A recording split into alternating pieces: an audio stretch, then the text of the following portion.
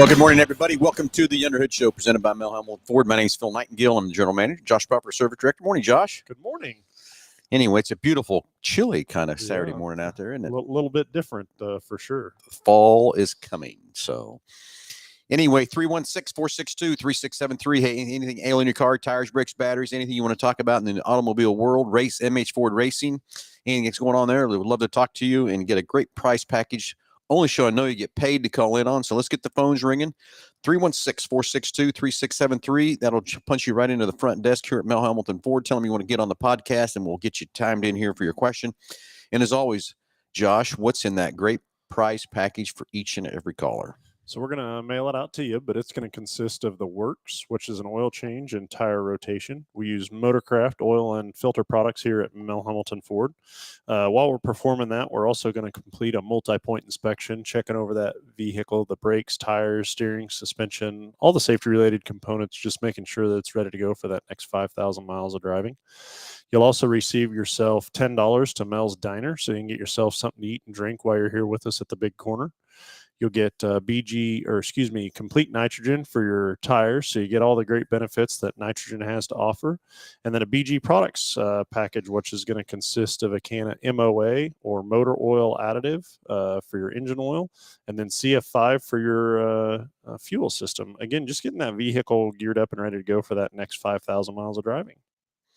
All right, so let's get the phones ringing. 316-462-3673. We already got one caller coming through. We'll get Jason patched in here real quickly. And morning, Delbert. How you doing? And the camera is at a different angle, Josh, is what Delbert was saying. Yeah, it is. We went, so we did the briefing for the wider angle. There was 4 of us on here the last time, and I did not move it back. So that's all right. And then we got that big old white thing hanging there in the background. Got a poster board over there. So and it is what it is. A couple little different things. So, but got a caller headed through here. We'll get him patched in. But a lot of exciting stuff to talk about this week for sure. We do. He's coming through. Oh, sorry. I thought it was on already. There we go. So, good morning, Jason. You're live with Under the Hood. Go ahead. Morning, gentlemen. How are you guys this morning? We're doing great. Hey, so I got a question, and it's something that I kind of got into debate with somebody, but I have a 2015 Ford F-150, and so but he was telling me he was using E85 in his truck and I thought, why would you do that? Because I don't think that truck requires it. Besides, mine's got the Eco Boost on it, so does he. But I just want to know, can you use E85 in these trucks? I tried Googling it, and I can't really get a good answer, but I've always gone with what it recommends, and I always use the 87 octane. Yeah, 87 octane is where you need to be with those EcoBoost engines. I guess what I'm going to say is you can try it. Try a full tank. Run the tank as low as you can, and then put a tank of E85 through it, and just see what it does for your fuel economy and your power and everything else too. From that standpoint, just see what it does. I'm going to say it's going to degrade your power, and it's going to lose some fuel economy and everything else too. And I don't know how much cheaper the E85 is right now than a regular 87 from that part, but it would be a good test. But I'd be scared to death what it would do with the fuel mileage and the lack of power that it would change into, Jason. Because I would think that the alcohol would eat up the fuel system. So there is the alcohol or the ethanol fuels. Or ethanol, I'm sorry. Yeah. The ethanol fuels, a lot of the fuel systems anymore are, I guess, are able to handle the fuels, but there's the vehicles that are capable of running the higher ethanol contents have additional components in there. I mean, it's monitoring what the ethanol content is of that fuel, and it's also calibrating, your timing and injector pulse and a lot of other things to compensate for the different burn that ethanol is going to give the vehicle. And so the vehicles that are designed to run both fuels or everything, it's okay to run them. What you have to do, though, is you can't just put, a couple gallons of this in and then a couple gallons of that in. You really need to kind of burn one and stick with it, or at least go like a fuller tank, because it does take a little while for that computer system to go back and forth. And you will get less miles per gallon on ethanol or on a higher ethanol content than you do, 87 octane from that side. And so end of the day, is the savings that you're getting from the lesser price of the fuel really worth it? I don't know. I think ethanol is a really good thing in the sense of what it does for the farmers, and also just making fuel more reasonable for sure. But as far as dollars and cents, if it's a huge savings, I can't say that I would think that it would make a huge amount of difference one way or the other. Yeah, I wouldn't think so either. It'd be a good test to kind of see. And then the next thing I would do if I was you is run that tank of ethanol all the way out, and then go put a tank of premium in and see what it does from that standpoint. Okay. And see what it does. You might be surprised with that EcoBoost. That premium might help it a little bit and get you some more miles per gallon, a little bit more power. But then again, the cost difference of figuring out where you're really at. But I still think after the test would be already done, Jason, you'll find out that E87 the 87 octane is the best fuel, the best alternative, the best price, and the best efficiency of that truck is what I'll bet you would find from that standpoint. Well, I know you can mix 87 octane with premium. I just didn't know about the E85 because I'm really leery about the E85. So I'll probably just stick to what I've been doing, just use the 87 unleaded. Gotcha. Totally get it. Anyway. But I appreciate the feedback, guys. Anytime. Thanks for the call, Jason. And Delbert, you need to go check out some of the comments. Delbert's kind of driving at you today. Is that Jason Cox? And it is Jason Cox. All right, Jason. Hey, thanks for the call. And Delbert, thanks for all the comments on the side there. Really appreciate it. So let's keep the phones ringing. Delbert. Hey. All right, buddy. Have a great weekend, bud. You too. Thanks, Jason. All right, 316-462-3673. Let's keep the phones ringing. Love to hear from you and give you away the great prize package, reaching every caller. So anyway, let's give a few updates. Yeah, I shouldn't be sitting here, should I, Josh? But I'm sitting here. Team 3J went up to Boone, Iowa, and we start off day one of we went up last Saturday and raced to get kind of practice in, and didn't have the car dialed in. But we kept dialing it in, and we drew very terrible on the first day, and so we had to work out of that. Did okay if we moved forward and everything else like that. Day two, we went for a good draw and took off on our heat race and made two laps before a guy spun twice, which I'm not sure why they let him stay out there after he spun once to spin twice in a row, spun right in front of Jake and took us out. So we got a damaged race car, and we are back, and we are headed back and get Buddy and Tanner over to figure out what we're going to do with this race car to get it finished up so we can finish out the year. But it just kind of sucks to be back sitting here in Wichita instead of being at Boone, Iowa, trying to see what we can go do. And I think we'd have qualified very well. And sounded like the car after the first or after Saturday, you got to work with it a couple days on the track, and it sounded like it was definitely headed in the right direction. We were. When we took off in that heat race, the car took off and it was doing very well. And it's just too bad. I guess you call it racing. It is what it is. But good luck to those guys up there in Boone, and we'll see what they can do up there. And there's several Kansas guys up there that have qualified already. So we'll see if we can get a few more in there going from that standpoint. So good luck to those guys. And just sucks we're sitting back here in Wichita instead of sitting in Boone, Iowa. That's for dang sure. I can tell you that for sure. So, and what you said, there was about 900 cars up there or so. Yeah, I don't think they quite hit 1,000. They might have hit a total 1,000 of all the cars that's been entered in a deal. But I tell you, it's an amazing show. It's crazy how many cars are there to put that all in one particular area. But I will tell you, those guys do run a great racetrack. They know how to run a racetrack. They know how to keep that thing farmed up and grooved up. I mean, 15 minutes, they can go out there and farm that track, wet it, pack it back down, and we're back racing again. And they do it every 10 races. So they've got it down to a science. They've got about 6 tractors running around out there and everything else too. But they do know how to put on a show. They know how to do it. And there's just so many heat races and so many races they got to go through. And do I wish they could get everything perfect? Yeah, but it's not, we're all human. We're not going to get it perfect and everything else too from that standpoint. So it's a fun time, and it was experience that never forget. Just wish we could still be racing, but we're not. So anyway, so enough on Team 3J. Let's quick over last night. The Goose. Let's call into the show, buddy. Love to hear from you. The Goose from Kansas International Dragway, and yes, our Mustang last night, Josh, took off with the best pass we've seen. So Nick sent me the time slaps last night that we did, but he thinks we need a new set of tires. We could have went faster, but the car hit a 10.4793 at the quarter mile, 122.82 miles a deal, and the 8th mile it did a 6.8083. So it was zinging along pretty good. So Yeah, it was. And that was only on 7 pounds of boost. So we need to get to put a little bit more boost in it and see what it does and see how it goes. And then Nick just put down here the final was a 10:31 at 136.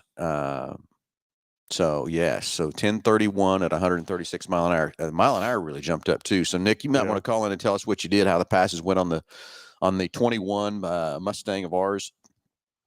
Excited for that. The next step is we're going to get it on the dyno and actually see how much power it's actually producing. BG Products is going to do that for us. They've got that fantastic dyno. You know, we had my 500 on, so we're going to go over there and put it on there next. But it sounds to me like we need to put a set of tires on that thing and see if we can get that thing maybe in the 9s. But that was been my goal, to get it in the 9 seconds. So, of course, only 7 pounds of boost. I don't know if maybe Nick turned the boost up a little bit more, or if he left it at 7 pounds. But Nick, give us a call. Let us know what you got. Goose, call in. Let's talk about what's going on at Kansas International Dragway, what's happening there, all your schedules, who's racing, what's going on. Love to hear from you for what's happening on that standpoint, what you got going on out there at Kansas International Dragway. So 316-462-3673. Hey, that's the number to dial in. And we'll take your calls and give you that great price package for each and every caller. So let's see if we can get Nick and Goose to get called in here real quick and update us on everything there from that part. And then Delbert R. I agree. I used to use the 87 octane E10, then went to ethanol, regular 87, and I get 3 miles a gallon more and 5 gallon more on highway. I would never burn E85 in a car because it's not recommended by the manufacturer. I agree. I guess you got to put that E85 in there only when it's recommended, and that E85 is always stamped on your fuel. As you open the fuel door, it'll tell you what that vehicle is designed and what it needs to run. But I'd love to see if Jason would go run a couple tanks of that stuff through and kind of see what it does, and if it does change much or whatever. And Goose says it has all the power for the 9s. That's been my goal, is thinking to get that Mustang in the 9-second range, Goose. So I hope we can get there. We're not too far away. 3/10 is a lot to get, though, in a quarter mile when you already got it maxed out. But we'll see what kind of boost we can put in that car. And Josh, you got a long block ready? So I think the transmission, I think, could be where. You think that's going to get? Yeah, I don't know. I think the transmission will be the first. You got one of them sitting here ready to go yet, too? I think we do. I'm pretty sure we do. So it's going to be very interesting to see what holds up. But even, we passed stock a long time ago, and for the car to go this far into the equation and not have broken anything yet, I think that's pretty impressive, really. You know what I'm saying? Yeah, I agree. I think it's pretty impressive too, what that car can do. And I think we got to break something. I hate to tell you that, but I do. Well, you got to find out what the weak link is, right? It is. I mean, isn't that kind of what racing is finding the weakest link, and then getting that fixed, and then finding the next one, and keep going, right? So forth and so on.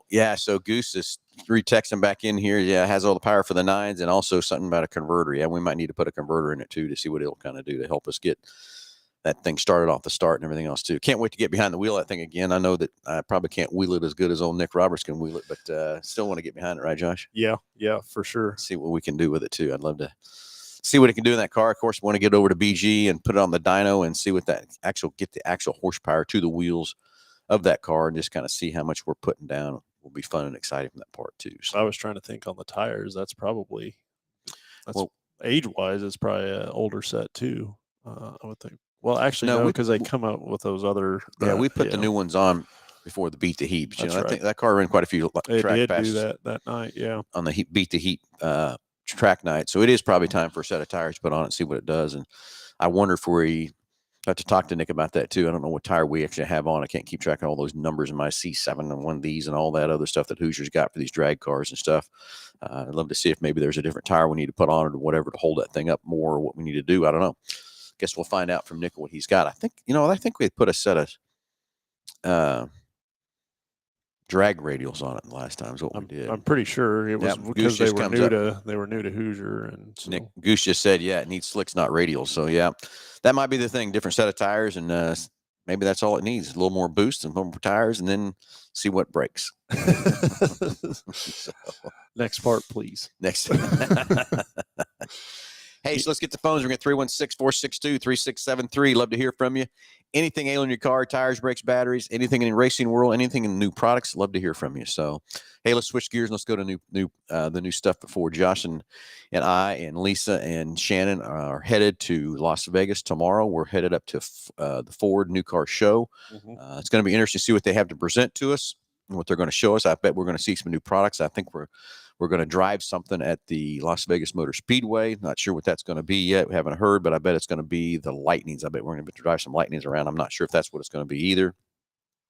Got a caller coming in. We'll get Nick Pratchett in here. Nick's going to give us an update on the drag car, how it went and everything else last night. So it'll be fun to see what Ford's going to give with us. And then the next thing is going to be phone's ringing. So let's go to the phones. Nick, you're live with Under the Hood. How's it going? Hey, how's it going, guys?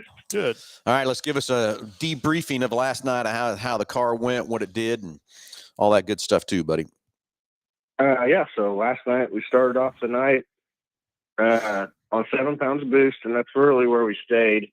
When the wastegates would try to open on the shift, they would dump all the boost when I tried to go to higher boost. So I'm going to change the wastegate springs out today and try to make sure that they can stay shut. But so I just really worked on getting the car to launch, a bunch of suspension settings on the car, getting it where it was happy. And then I think we kind of ran into that the tires might have outlived their life. But yeah, the first real pass was that 10.4. And the 1,000-foot mile an hour was that 122 or 124. Did I read the tech card wrong? Yeah, so the quarter mile was still 134.89 on that one. Oh, yeah, I did read the wrong mile. I read the 1,000-foot mile. Yeah, 134. Yep, okay. So then just worked on the launch, kept adjusting the struts and shocks, and then finally got it down to the 1031 and the 136.3. Okay, so you think changing the wastegate springs out, and then you can put more boost to it. So what are you thinking, how much more boost we're going to stick to it? Well, I was really hoping we would have got to 15 last night, but then, like I said, it would flutter. It would get there on the leave, and then as soon as the car would shift, it'd cut the boost away and then go right back to the wastegate 7 pounds. So I think it's really only going to take about 2 to 3 more pounds to get into the 9s the way it was going. But at 15, I would expect that we're probably going to be mid to low 9s pretty easy. Well, that's going to be fun and exciting to see what it does. Now, the next question me and Josh were discussing is what's going to break first? Is it the motor? Is it transmission? What's going to break? Or where's the weak link? And I hate to tell you this, Nick, but I want to find that weak link and know what it is, whether it is the training or it's the motor or whatever. And we've got everything. I think I don't know if we got a long block set in here for that thing or not, but yeah, if we don't, we better get one. What'd you say, Nick? I think it's going to be the axle. Oh, I think really? the axles are going to give out first. Yeah. On the last launch, it left really good, really hard, and I kind of cringed when I let go of the button. Was like, oh, them stock axles. Well, but it did like I said, it did real well. And well, let's go another step on the axles. I would hate for that to break and tear something else up in the car, or can it? So should we go ahead and get some different axles underneath that thing and not take a chance of tearing all that Steeda suspension? Yeah, usually when they break, they just break at the joint. Shear the axle. Yeah. Okay. Now, you know what I'm saying? I just don't want that axle to come apart and then tear a whole bunch of other things up or whatever, or hurt the car in a different way that we can't have to send it to a body shop or something like that too. So we need to think about that too. If you think it is the axles, I'm almost say we ditch those stock axles and put some better axles in it, and then let's find the weak link after that. Cause I don't know. I don't, maybe that thing won't tear nothing else up when that axle breaks or whatever. But again, maybe we need to find out that is the weak link and figure out where that pressure's at.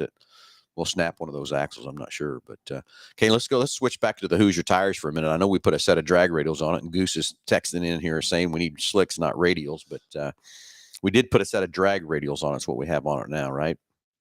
Yeah. So I think we ran this big thing was, I would hate to even count how many passes those radials have on it. I mean, because the whole beat the heat night, that car never stopped.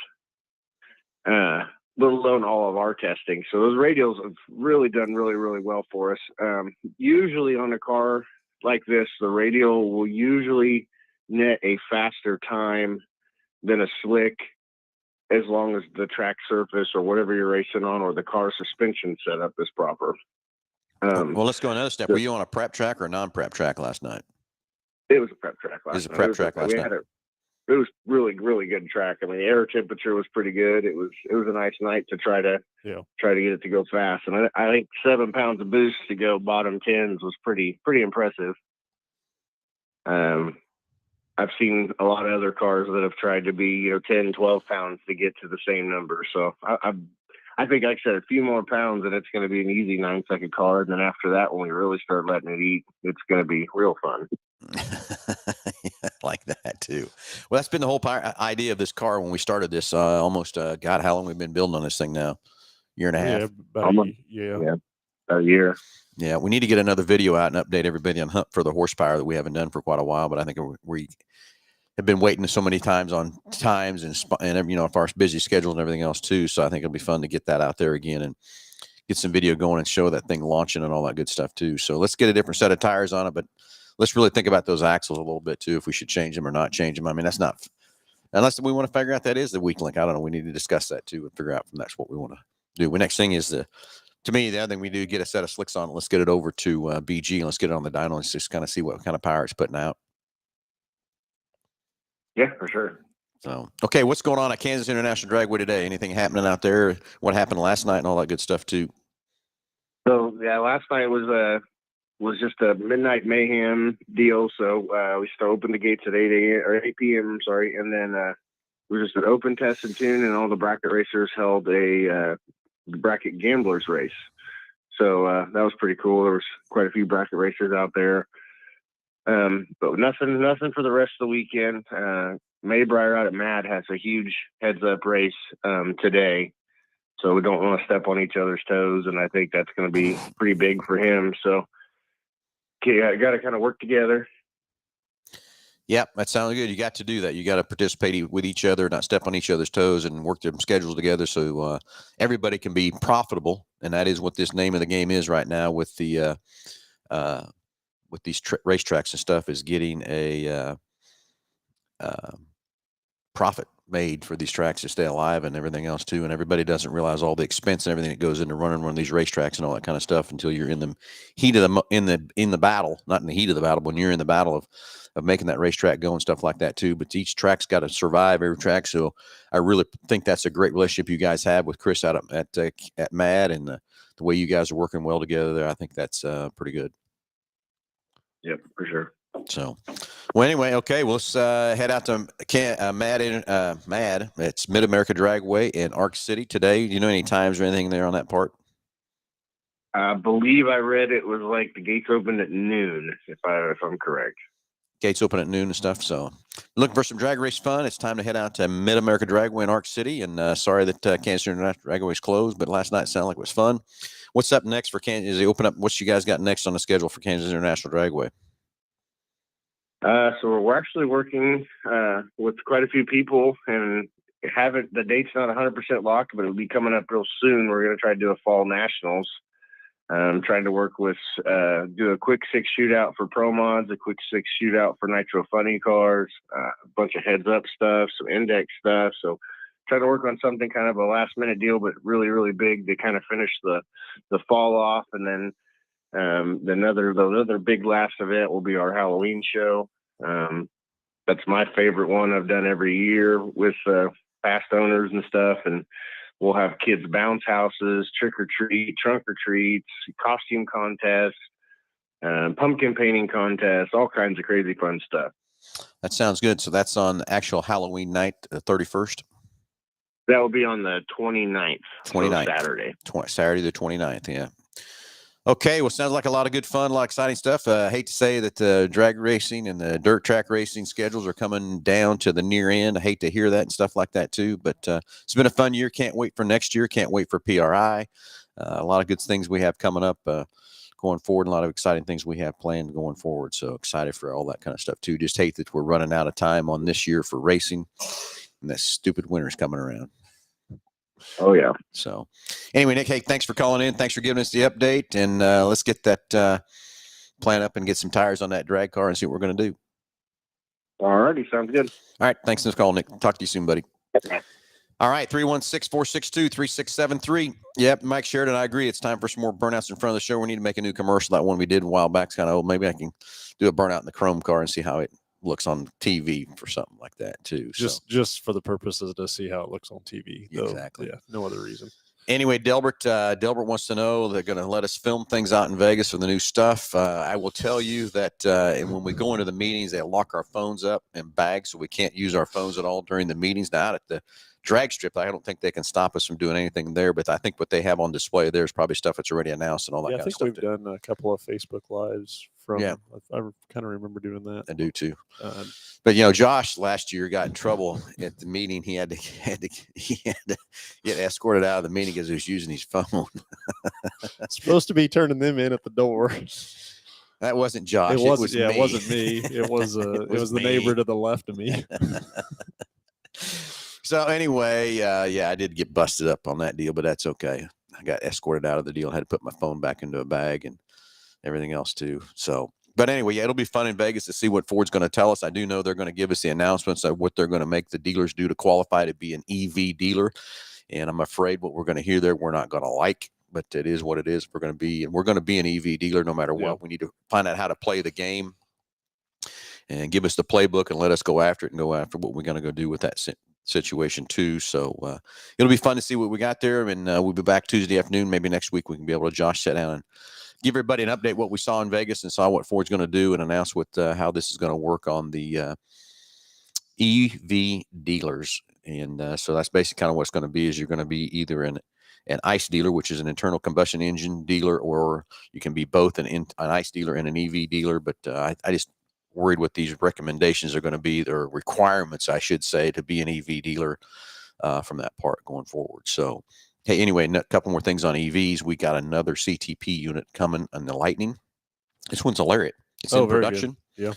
Yeah. Got another one in shipping and two more being built. So we got a few more Lightnings on the way. I just can't wait to see what the actual number of Lightnings that we're going to get for 23 from that part. It's going to be interesting to see how many they really give us.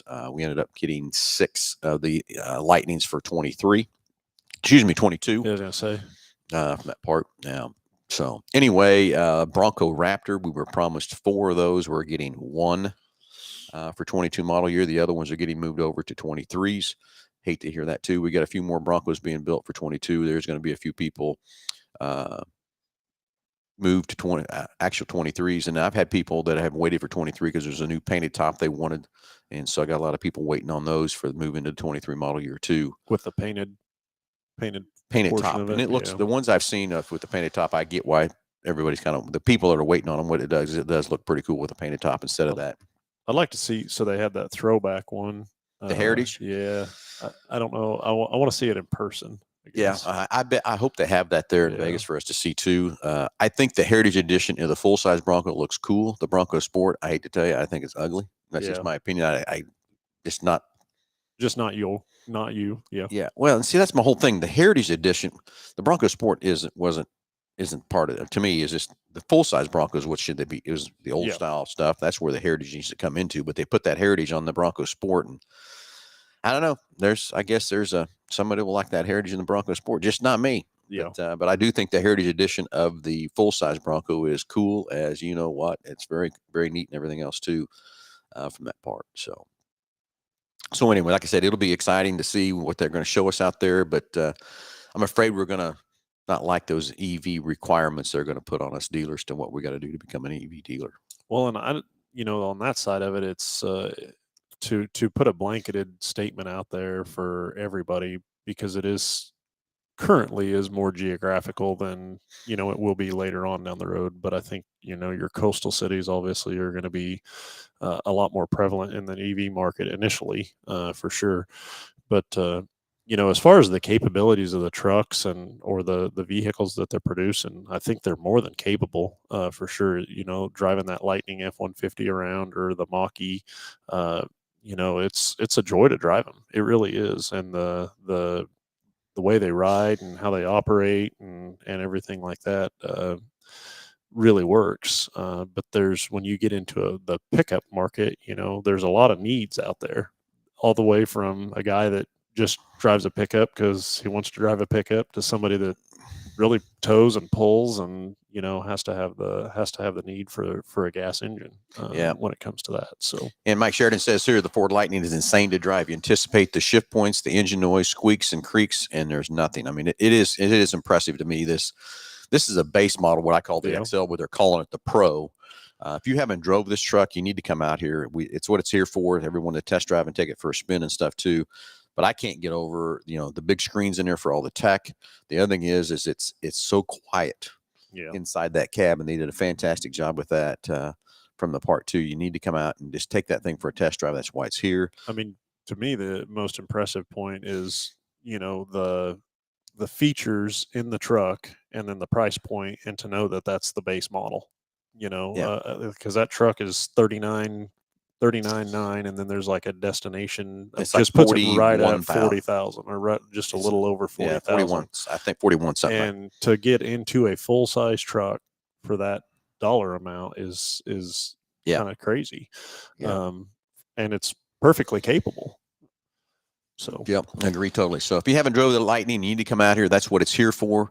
It's a demo. We're going to leave it here for a long time. So who knows how many we're going to get or whatever. Yeah. I don't know. It could be an interesting deal. The Lariat get here, and maybe we do need to sell the Pro. I don't know. We'll have to make that decision, what we want to do from that part and go from there. The 21 Bronco that we still have full size, I'm getting very close to ready to sell that. From that standpoint. Also the Maverick, if you haven't, of course, no Mavericks on the lot to sell, but we do have a demo for a Maverick. And if you haven't test drove the Maverick, of a neat little compact truck that's very cool to drive, very fun, 40 miles to the gallon with that truck. It's a hybrid and more room inside that cab than a Ranger, but smaller than a Ranger on the outside and stuff too. So if you haven't drove, several things to come out here and have fun with and take a test drive and everything else too. So if you haven't done it, come out and take it for a spin and see what you think. So anyway, 316-462-3673. Hey, let's get the phones ringing and answer any of your questions that's ailing your car or noises or questions or check engine lights, whatever it might be.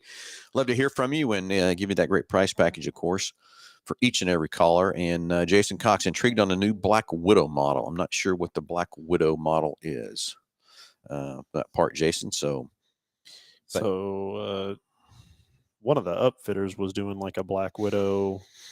Okay, yeah, a Black Widow on like the F-150s, but I don't know if that's there was a Black Widow on a lifted F-150. Yeah. Mm-hmm. So anyway, talking about trucks like that too, we got in yesterday a lowered crew cab 4-wheel drive Shelby F-150 775 horsepower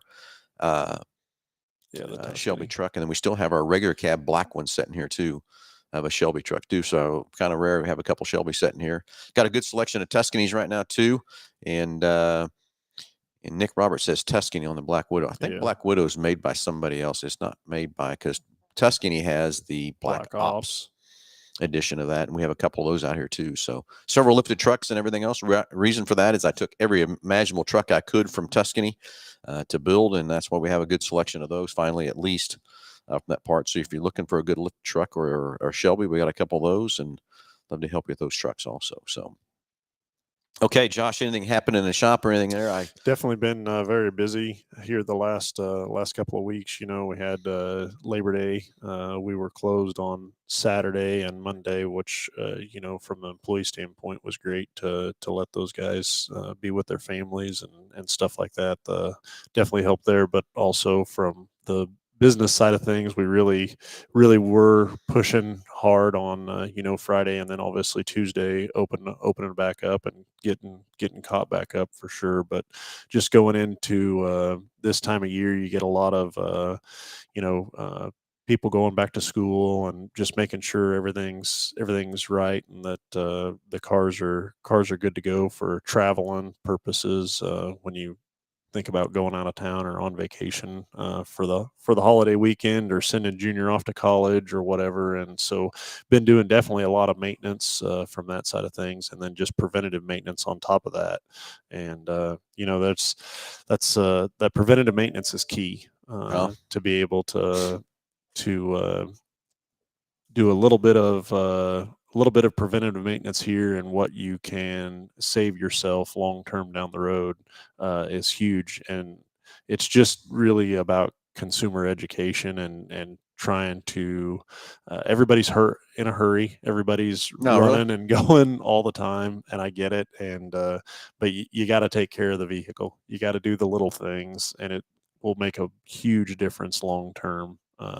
Doing those little things for sure. So preventive maintenance is key. And the other thing I will tell you is, remember, I've said this on many shows, what's in that owner's manual is your minimum requirements to take care of that vehicle and stuff. And as expensive these cars are today, everybody drives different. Everybody's got different driving habits, all that kind of stuff.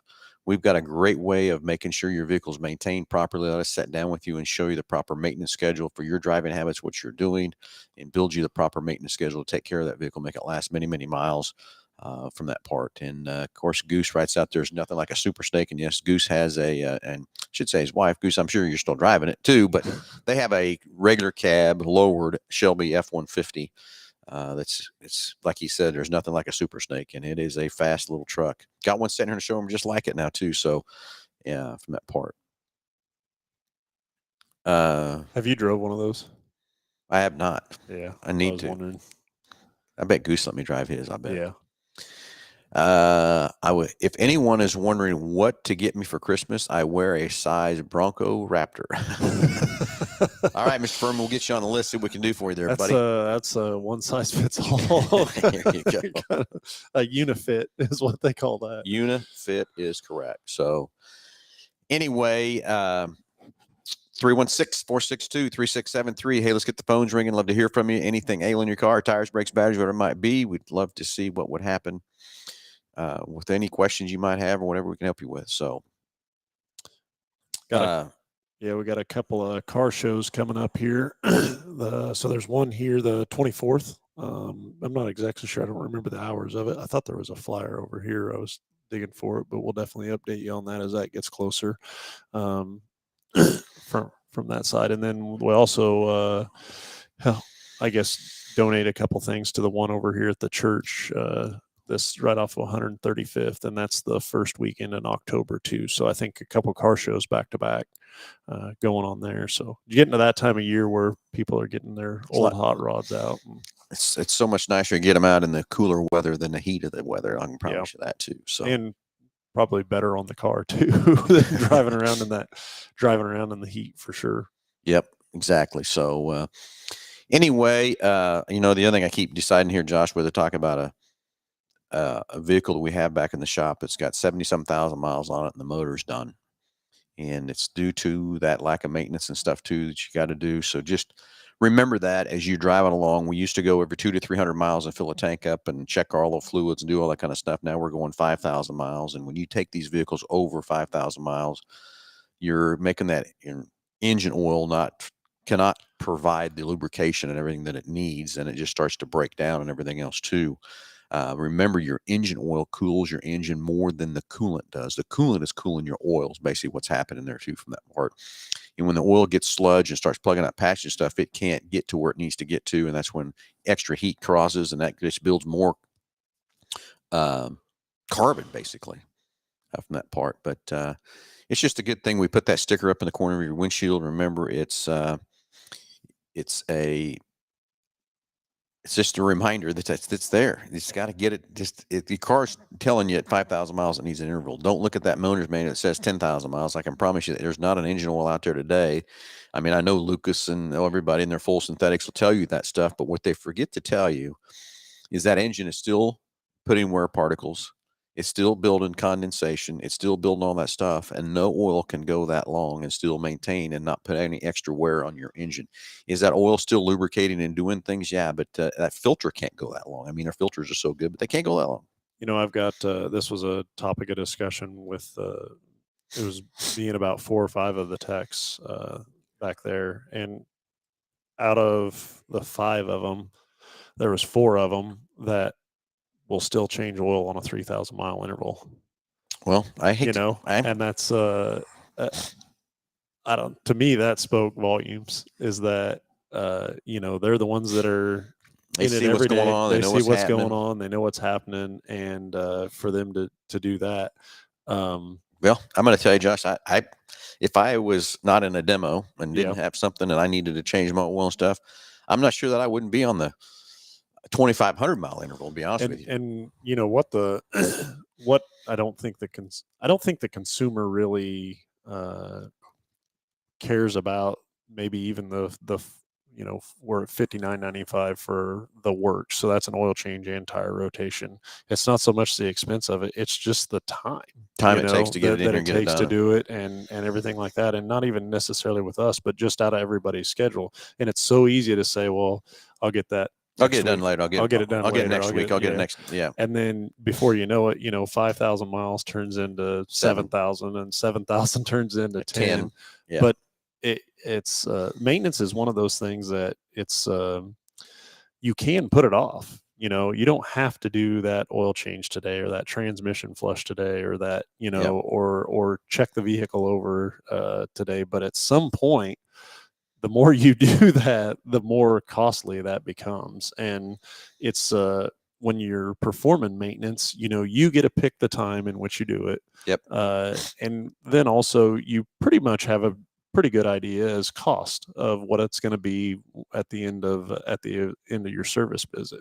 When you avoid that and don't do that, then the vehicle chooses for you when it breaks. Yep. You're not going to have any idea how much it's going to cost until it's tore apart or, you know, looked at or diagnosed from that side of things. And I can assure you that the price in which you're going to pay for the repairs versus the maintenance is going to be so much greater. You know, and like I said, the one with 70-some thousand miles on it needs an engine, and the price got to him. He's a little excited. I get it. But that's going to, I think, also make sure that it's kind of like that Fram commercial years ago, pay me now, pay me later. But I can promise you this repair bill is a lot more than it would have been with keeping that oil ever changed. But, you know, it's using these, keeping good fluid to lubricate these engines and stuff. And again, you know, back in the days, you know, it's like, say we go 200-300 miles, we're filling tanks full, we're putting the quart of oil in, we're airing the tires up because, you know, tires just leaked like crazy back then. you know, now we can go 5,000 miles, but and you know, the other thing I think is the general consumer doesn't maybe even really understand what oil is doing. You know, everybody thinks of lubrication, and it is lubricating, but its primary job is to dissipate the heat, get the heat out of that engine. Heat out. You know, the engine oil is, you know, getting the heat from the cylinder walls out, and then the coolant is typically taking the heat out of the oil. But it's really all about heat and keeping the components cool. Lubrication is key in what it does, but every time that oil or any fluid heat cycles, you know, it loses its ability to extract the heat. It breaks down, and you know, then the operating temperatures rise on everything, and then with rising operating temperatures becomes more wear, and then, you know, you get dirt and debris and sludge, you know, build up in those fluids, and they just can't do their job. They can't do what they need to do to be able to do that. And so it's basically a you know, it just one thing after the other, and it compounds over time. And the more you ignore it, the harder it is to get that car back to where it needs to be to perform at its best, for sure. Yep. And, you know, the other side of things that that I look at is not only from a fluid aspect, but just having somebody look over a vehicle. We had an instance here this week. A gentleman had a brake line, so a rubberized brake line. So where the tire is and the caliper is, there's a rubber brake line that goes in the fender well and then attaches to a steel line. Well, the purpose of the rubber brake line is to be able to allow the tire to turn front and rear and move with the suspension and everything like that. Well, he had the rubber brake line, something had got up in under the car and bent the bracket that held the rubber brake line, and it rubbed against the Rotor, tire. And so it basically rubbed a hole in the brake line, and then he lost all his fluid and didn't have any brakes. But my biggest thing is for somebody to be under that car periodically and looking it over, checking everything out, looking for things like that, or just something that's, again, that could be prevented from a repair or the vehicle being down or leaving you stranded on the side of the road. It's amazing some of the stuff that we see through the multi-point inspection, or the dollars that we saved a customer by being able to diagnose or look at something and do a repair sooner than what it would have been if it would have been a complete breakdown and left you on the side of the road. Yep, exactly. Like Jason Cox says, funny story is do a transmission flush or spend $6,500 on a transmission. I'd be doing a lot of flushes for $6,500 is what I would be telling you. Yeah. From that part. And the other thing, Josh, I'm going to tell you the way these engines are today and the low compression rings we have and everything else too. And we have the service, the GDI, which is a service from BG Products. And basically what it is putting a can of cleaner in the engine before we change the oil. And basically what that does is go on the backside of the engine oil, the rings, and cleaning all that carbon and stuff that develops into those rings. And that happens as a slow process. You don't realize how much those rings start locking down as a slow process, and you just lose a little bit of fuel economy here and there and a little bit of power, and you don't realize it till you go back and run that cleaner through there. And I'm going to tell you, I would be putting the GDI service every stinking service that I did every 5,000 miles. I do a GDI service to my truck. So I think the best analogy for that is kind of like, your bath and the dirty water, but changing your oil is like taking a shower. Changing your oil and doing a GDI service is taking a shower and using shampoo and conditioner. Yep. And the difference in what that feels like and does for you is so much better. And they have, whether it's a gas or diesel, they've got the same kits both ways.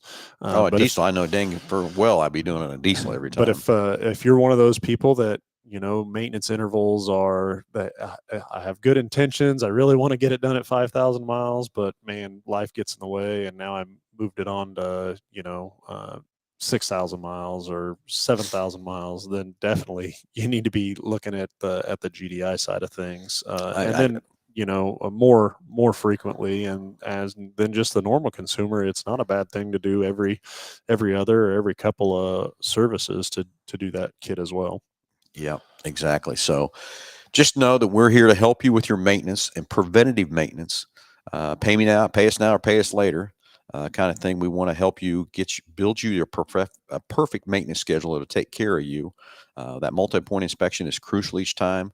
The dab lube of taking a sample of the fluids. I'd love to see what my fluids are doing from that standpoint and everything else too. And it's kind of like going into my race car. I mean, I get laughed at every time changing the transmission fluid every time that we race. Everybody thinks you can do that stuff. Now, I will tell you that we're running this crate engine now instead of the open motor. And I went one race because I always change the oil every race in the engines. But I did the first time I did that with a crate. I mean, because it's a lower compression engine and, it's only putting out about 410 horse or whatever that we're running in those cars. And I do feel okay because the first time I did one race and I pulled the plug, the oil looked like it was perfectly brand new, clean and everything. So I'm going 2 races. That's all I do. I don't know more than 2. I know you're freaking out. Who talked to you on that? Yeah. So I do it every other, and I'm not going anymore. The GM on the deal, I think it says on the valve cover to change it every 4 to 5 nights, and there ain't no way I'm doing that. Those engines, even that engine is costing a lot of money. Sure. To maintain it and take care of it and everything else too. Well, again, and you're talking about heat and getting rid of heat. In that race car, that's it gets warm going around that track, and you're at optimal or running it at extreme RPMs, and there's a lot of friction there for sure. Yep, exactly. So just let us set you down with a good preventative maintenance schedule. Let us help you with that. And one thing that just popped in my head here, Josh, is, going from a multi-synthetic oil kind of, years ago, it was just a conventional oil. That's all we had. Now we're to multi-blends of, conventional and synthetics. And then you got your full synthetics and everything else too. And remember, when you go to a full synthetic, that does not extend your service interval. It does not. All it's doing is a better protection and everything else too. Remember, the most wear to your engine happens when you start it cold after it's setting. The full synthetics oils will get to these areas that need lubrication so much faster than a regular oil. And that's what you're really doing with the full synthetics, is that initial startup, you're getting the oil to the places that it needs that oil so much quicker and so much faster to stop that initial wear, because that's when the most wear happens, on that cold startup from that part. But just remember, the full synthetics do not extend the intervals of your oil changes from that part. So anyway, hey, we're about running out of time. Josh, any last comments, anything at all from that standpoint? Yeah, it's definitely just if you're due, let us help you from that side of things. And pricing has been one of the things that we're looking at going out and updating, or let me rephrase that. We are going to go through and update. Commodities lately have, it's hard to keep track of the fluctuation of the cost of stuff and everything like that. And I've been doing a lot of calling around and getting what the local market's like and things like that. And there is a lot of different pricing out there. You really need to know what you're getting when you're asking that. Is it a conventional oil? Is it a semi-synthetic oil? Is it what kind of filter is it? Because all of that, it really does make a difference. It's a huge difference. Huge difference from there. And we're at, again, our works is $59.95, and you cannot barely go to an auto parts store, buy the filter, the same filter that we use and the same oil that we use, and take it home. And I think it'd be, maybe $6-7 less than what we charge to do that. Then have a certified technician look at the vehicle, look it over, rotate the tires. We're topping off all the other fluids that are not even in the equation of what you would spend if you were, filling stuff up. And it just, to me, it doesn't make a lot of sense to have somebody, try to do that. But I get it. There are gearheads out there that like doing that or want to do that, and completely understand it. But just make sure that you're doing the other things on the list too, and not just servicing the vehicle. Yeah. Anyway, Goose asked, what are the hours for Saturday to get an oil change? And we're here till 5 o'clock on Saturday. Open the doors at 7:30. Yep. Well, so it's posted at 8, but 7:30 there's a line of cars, and we've open got the doors open and up, get after it and get going. But here, the quick lane is here till 5. So basically, you need to get there, I would say 4-ish, to be able to get done and out of there by 5 o'clock from that part. So the other side of that is we've really, we revamped our oil change stickers as well with a QR code, and then I've been really working hard on the Quick Lane app to be able to, again, understanding everybody's time, and that the time is a commodity that a lot of people cherish, which is great. But we've got the online, the Quick Lane online check-in, and basically you can go to our webpage and check in online, or you can do it mobilely through the Mel Hambelton Ford app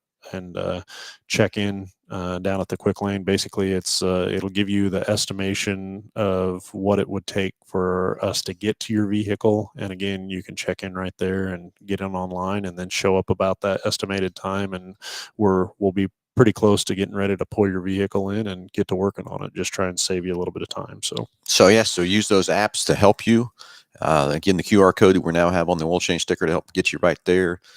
Many ways to save you time and effort. And like you said, Josh, time is crucial for everybody today, and I get it. So try to use those apps. If you need some help with it, come in here when you come in and have us walk you through the apps and all that stuff to make sure you can get pre-checked in and get ahead of this game and everything else too. So anyway, let's wrap things up. Everybody, thanks for watching. Thanks for listening. Let's go through our sponsors real quick, of course, which is BG Products, all the great preventative maintenance products we use right side here at Mel Hambelton Ford. And the great partnership by those guys, and can't wait to get that Mustang on the dyno over there at BG to see what kind of horsepower we're really getting to the wheels of that car. Big Corner Creative, all your advertising needs. If you need a web page, need anything to help advertise your company, your business, you need a race car wrap, you need a vehicle wrap, you need windows wrapped, anything at all. It's a full-fledged 100%, whatever you need to advertise your company, they can take care of it. And Jesse's got a great gang down there. It's like they say, just Google us. And then, of course, go to rent. Getting the vehicles back up there in the fleet for Stan little by little. So if you're looking for a rental car or something, or a 12 or 15 passenger van, give Stan a call right inside here at Mel Hambelton Ford at Go To Rent. Everybody have a great Saturday, and we'll talk to you next Saturday.